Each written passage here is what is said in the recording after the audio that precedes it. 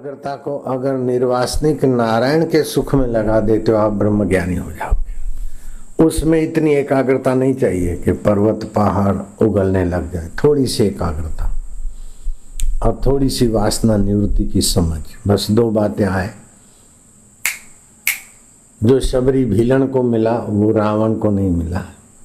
जो धन्ना जाट रहीदास और नानक जी को मिला वो हिरण्यकश्यप के पास नहीं। नानक जी यूं करे और हिरणपुर हो जाए ऐसा नहीं होता था। फिर भी उद्देश्य ईश्वर प्राप्ति था। तो तीन स्वाभाविक वृत्तियां सबके अंदर है। एक तो निर्वाह की वृत्तियां, कैसे भी खाना पीना मिल जाए, कपड़ा मिल जाए, आवास मिल जाए।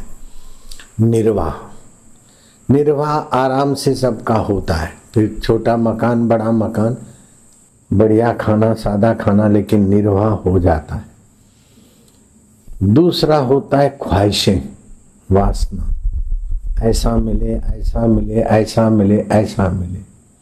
इसमें बड़ा धोखा छुपा है। वासना तो पूरी हुई तो दूसरी बढ़ती जाती। निर्वाह तो आराम से हो जाता है, वासनाओं का अंत नहीं। तीसरी होती जिज्ञासा, जानने की इच्छा, मैं कौन हूं, ईश्वर क्या है, आखिर संसार से मरकर कहां जाएंगे, ये जिज्ञासा।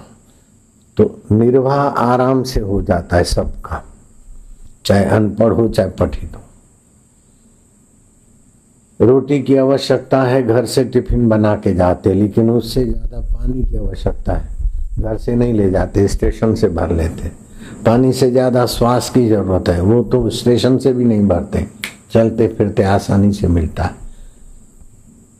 सृष्टिकर्ता ने निर्वाह की चीजें बिल्कुल आसान कर दी है। श्वास के बिना निर्वाह नहीं हो सकता। रोटी के बिना 2-4 दिन चल सकता है, पानी के बिना तकलीफ पड़ जाती। तो जितना निर्वाह की चीजें कीमती है, जरूरी है, उतनी स्वाभाविक है। कोल्ड ड्रिंक के बिना निर्वाह हो सकता है, वो महंगा है। पानी के बिना नहीं हो सकता है, सस्ता है, स्वाभाविक। श्वास के बिना नहीं हो सकता है, स्वाभाविक है। तो निर्वाह तो स्वाभाविक हो सकता है। वासनाओं को कितनी भी पूरी करो फिर बड़ी बड़ी बढ़ जाएगी। तो वासना में हार गए रावण। हिरण्यकश्यप को नरसिंह अवतार ने मारा और रावण को राम अवतार ने मारा। इसलिए अपने जीवन में वासनाओं को, ख्वाहिशों को कम करो, निर्वाह करो, तो समय बच जाएगा। और वो समय बच जाए उसको जिज्ञासा की पूर्ति में लगाओ। मैं कौन हूं? दुख आता है, कौन दुखी होता है, कौन सुखी होता है, सुखी और दुखी के बाद कौन रह जाता है, इसको जानो। रब क्या है, मैं कौन हूं, संसार क्या है। इस जिज्ञासा की पूर्ति करने से नित्य तृप्ति, नित्य नवीन रस, नित्य नवीन आरोग्य। फिर आरोग्य के लिए आपको टॉनिक नहीं लेनी पड़ेगी, ज्ञान के लिए किताबें नहीं पढ़नी पड़ेगी, खुशी के लिए चैनलें, फिल्में अथवा इधर उधर भटकना नहीं पड़ेगा। अपने आप में खुश रहो। ब्रह्मज्ञानी की दृष्टि अमृतवर्षी। ब्रह्मज्ञानी का दर्शन वडभागी पावे। ब्रह्मज्ञानी को बल बल जावे। ब्रह्मज्ञानी की मत कौन बखाने, नानक ब्रह्मज्ञानी की गत ब्रह्मज्ञानी जाने। जिज्ञासा पूर्ति से आपको ब्रह्म ज्ञान होगा। ब्रह्म सूत्र में लिखा है, अथा तो ब्रह्म जिज्ञासा। तुम्हें कुछ जानना है तो उस ब्रह्म परमात्मा को जानो, जहां से मैं स्फुरित होता है। मैं सरदार हूं ये सुनकर माना, उसके पहले मैं हूं। मैं सिंधी हूं, मैं गुजराती हूं, उसके पहले मैं है। मन तू ज्योति स्वरूप अपना मूल पिछान। अपनी मैं का मूल पिछानने की जिज्ञासा करो। जे को जन्म मरण ते डरे, संत साध जिना की शरणी पड़े। जे को अपना दुख मिटावे, साध जिना की सेवा पावे। नानक सतगुरु भेटिया, मैल जन्म जन्म दे लथे। औखी घड़ी न देखण देवे। सबसे बड़ी औखी घड़ी कौन सी है? मैं तो बड़ा टेंशन में, मैं तो बड़ा मुसीबत में, कुछ भी नहीं है। सबसे बड़े में बड़ी औखी घड़ी है कि जिंदगी भर जिन पैसों को, मित्रों को, पत्नी को, परिवार को, शरीर को संभाला था, वो छोड़ने की वेला बहुत औखी घड़ी है। उस औखी घड़ी को हंसते खेलते सौखी घड़ी बनाने की जिज्ञासा। जा मरने ते जग डरे मोरे मन आनंद। जिस मौत से दुनिया डरती है, मुझे आनंद है। मौत होती है वो मैं नहीं हूं, मरता शरीर है, बीमार होता है शरीर, दुखी होता है मन, चिंता होती है चित्त में। मैं इन सबको जानने वाला ज्योति स्वरूप हूं। हम है अपने आप हर परिस्थिति के बाप। जिज्ञासा की पूर्ति ये तुम्हें साक्षात्कार करा देगी। जिज्ञासा उस ब्रह्म की, और उसका ब्रह्म ज्ञान हो जाता है तो खाए पिए रहे, लेकिन उनको कहीं बंधन नहीं होता।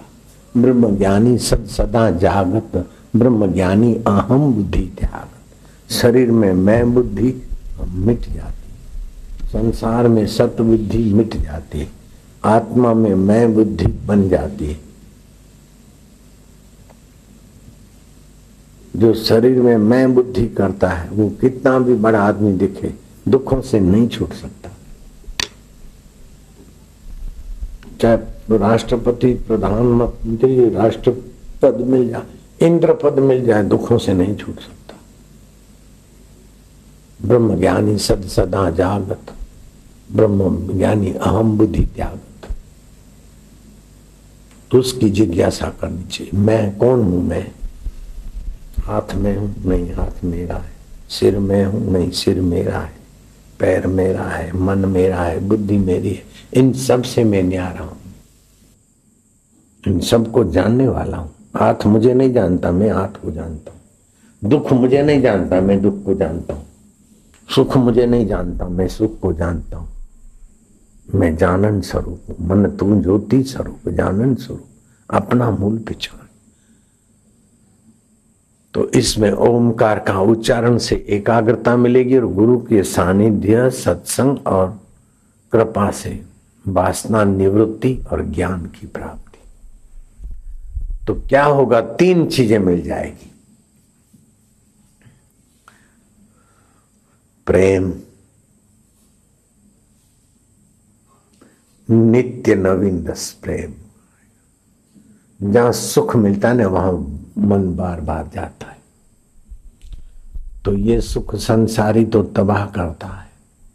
वो सच्चा सुख मिले, भांग भसूड़ी सुरा पान उतर जाए प्रभात, नाम नशे में नानका छका रहे दिन रात। वो ऐसा नित्य नवीन रस, परमात्मा प्रेम, परमात्मा बोध, परमात्मा प्रीति मिल जाएगी। परमात्मा प्रेम, परमात्मा ज्ञान और परमात्मा प्रीति जिज्ञासा की पूर्ति से है। इसको पकड़ लो बस।